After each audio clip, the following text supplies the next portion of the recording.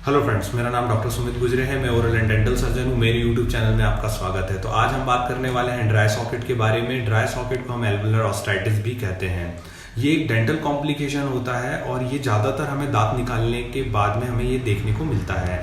जब आप दांत निकलवा लेते हैं उसके 4 से 5 दिन के बाद जहाँ से दांत निकाला गया है वहाँ पर पेशेंट को सीवियर टू मॉडरेट पेन वहाँ पे देखने को मिलता है। ठीक है, इस पेन की वजह से हो सकता है पेशेंट को गले, कान, आँख और जो टेम्पल रीजन है यहाँ पे भी उसको पेन, उसका रिफर्ड पेन महसूस होता है। ज़्यादातर ये जो ड्राई सॉकेट जो होता है वो नीचे के जबड़े में हमें ज़्यादा देखने को मिलता है, क्योंकि नीचे के जबड़े में जो ब्लड सप्लाई होती है वो कम होती है और ऊपर के जबड़े में ब्लड सप्लाई ज़्यादा अच्छी होती है, इसलिए वहाँ पे हमें कम देखने को मिलता है। अगर हम केस की बात करें तो ड्राई सॉकेट हमें जो इम्पैक्टेड टूथ को जब हम रिमूव करते हैं वहां पे भी देखने को मिलता है। मैं आपको इम्पैक्टेड टूथ बता देता हूँ। इम्पैक्टेड टूथ यानी जो आपके विजडम टीथ जो पीछे जो सही तरीके से नहीं निकल पा रहे हैं, जो कि 18 साल के बाद निकलते हैं, और जब डॉक्टर सजेस्ट करते हैं कि वो आपको जब निकलते वक्त पेन करता है या वहां पर पेरिकोरोनाइटिस का कंडीशन बनता है यानी बार बार वहां पे पेन होता है, तो डॉक्टर आपको कहते हैं कि आप उसे निकलवा लीजिए। जब हम उसको निकलवाते हैं तो वहां पर अगर हम देखें परसेंटेज बेस तो वहां पर 20 से 25% इम्पैक्टेड टूथ निकलने के बाद में वहां पर ड्राई सॉकेट होने के चांसेस होते हैं। अगर हम ड्राई सॉकेट और अगर हम जो नॉर्मल जो टीथ है यानी आप इम्पैक्टेड टूथ को छोड़ दीजिए तो वहां पर 2 से 5% के आसपास आपको ड्राई सॉकेट होने के चांसेस होते हैं। अगर ड्राई सॉकेट को अगर हम बात करें तो ये आपका 1 वीक से लेके मतलब ये मान लीजिए कि 20 डेज तक आपको ड्राई सॉकेट का पेन रह सकता है। चलिए अब हम ये जान लेते हैं कि ड्राई सॉकेट क्यों होता है और इसका क्या कारण है। देखिए, जनरली मैं आपको एक प्रोसीजर समझाता हूँ। जब हम दांत निकालते हैं तो दांत निकालने के बाद में क्या होता है कि सॉकेट के अंदर ब्लड पोर होता है। ब्लड पोर होने के बाद में वहां पे ब्लड का थक्का जमता है यानी ब्लड क्लॉट हो जाता है। वहां पे ब्लड क्लॉट जब वहां पे हो जाता है अच्छे से, तो वहां पे क्या होता है कि हीलिंग प्रोसेस स्टार्ट होती है। लेकिन अगर किसी भी कारण से अगर वो वहां से क्लॉट हट जाए तो क्लॉट हटने के बाद में वहां पर जो कंडीशन देखने को मिलती है तो वो ड्राई सॉकेट होती है। जनरली क्या होता है कि जब हम दांत निकालते हैं तो डॉक्टर हमें कुछ इंस्ट्रक्शंस देते हैं कि आपको वहां पर जहां से दांत निकाला गया है वहां पर आपको गॉज पीस या वहां पे कॉटन लगा दी जाती है। कंडीशन के हिसाब से वो बता देते हैं आपको कि आपको आधे घंटे में निकालनी है, 1 घंटे में निकालनी है, जिसमें कि वहां पर अच्छे से ब्लीडिंग रुक जाए और वहां पे अच्छे से क्लॉट जम जाए। ठीक है, उसके बाद में वो आपको इंस्ट्रक्शन देते हैं कि आपको 24 घंटे तक नहीं थूकना है और 24 घंटे के बाद अगर आप थूकेंगे तो बहुत धीरे से थूकना है। लेकिन अगर मान लीजिए कि आप बहुत जम से थूकते हैं तो वहां पर क्या होता है, एक नेगेटिव प्रेशर क्रिएट होता है जिसकी वजह से वहां से क्लॉट हट जाता है। और क्लॉट जब वहां से हट जाता है तो क्या होता है कि वो जो हीलिंग प्रोसेस है वो पूरी तरीके से नहीं हो पाती है। बोन, वहां की जो सॉकेट की जो बोन होती है वो पूरी एक्सपोज रहती है और बोन में इन्फेक्शन होने की वजह से वहां पर क्या सूजन आना स्टार्ट हो जाती है, जिसकी वजह से आपको पेन होता है। ठीक है, तो इसमें जैसे कि मैंने आपको बताया कि थूकना नहीं है, ये बहुत इंपॉर्टेंट चीज है।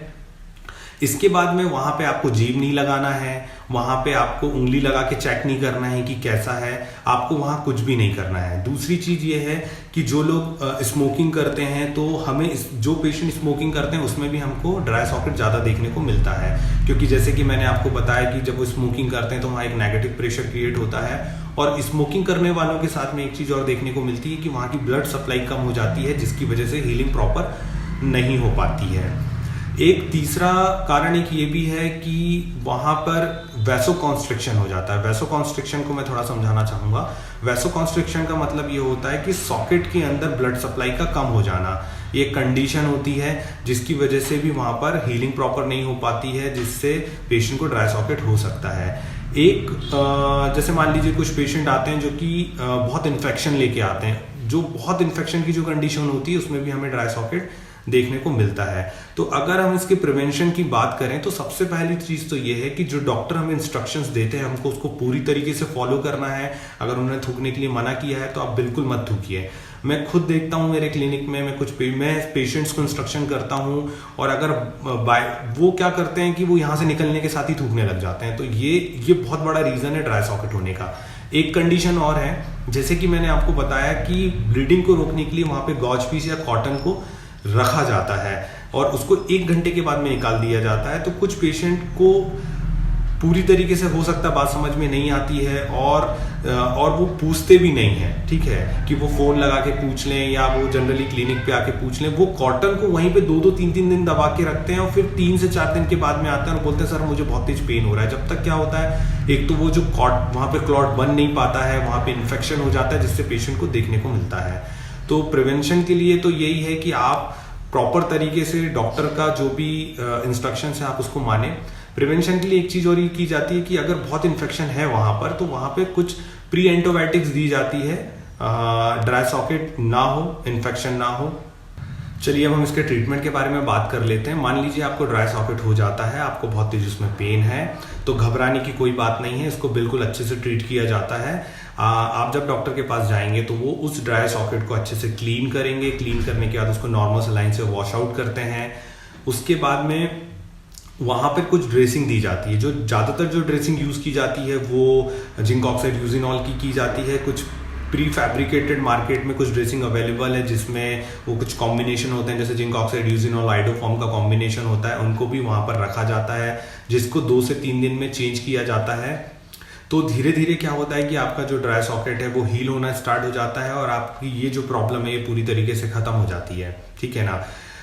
आपको सबसे इंपॉर्टेंट ये है कि जब आपका दांत निकाला जाता है तो उसके बाद में आपको ये ध्यान देना है कि आप जो भी डॉक्टर के इंस्ट्रक्शंस हैं उसको पूरी तरीके से फॉलो करें। उसके बाद में डॉक्टर आपको नमक के पानी के कुछ गरारे करने के लिए भी कहते हैं 4 से 5 दिन, उसको भी बिल्कुल आप प्रॉपर तरीके से करें तो वो बहुत जो ड्राई वहां पे जो सॉकेट है उसको हील होने में मदद करता है, जिससे कि आपको ड्राई सॉकेट होने के चांसेस बहुत कम हो जाते हैं। तो ये पूरी जानकारी थी ड्राई सॉकेट के बारे में। अगर आपको कुछ और भी चीजें पूछनी है तो आप मुझे कमेंट बॉक्स में कमेंट करके पूछ सकते हैं। तो अगर आपको ये वीडियो पसंद आई है तो प्लीज इस वीडियो को लाइक करें, शेयर करें, सब्सक्राइब जरूर कर दें और बेल आइकन को दबा दें, जिससे कि मैं डेंटल प्रॉब्लम से रिलेटेड जो भी वीडियो लाऊंगा उसका नोटिफिकेशन आपको सबसे पहले मिल जाएगा। तो फिर मिलते हैं नेक्स्ट वीडियो में। थैंक यू, धन्यवाद।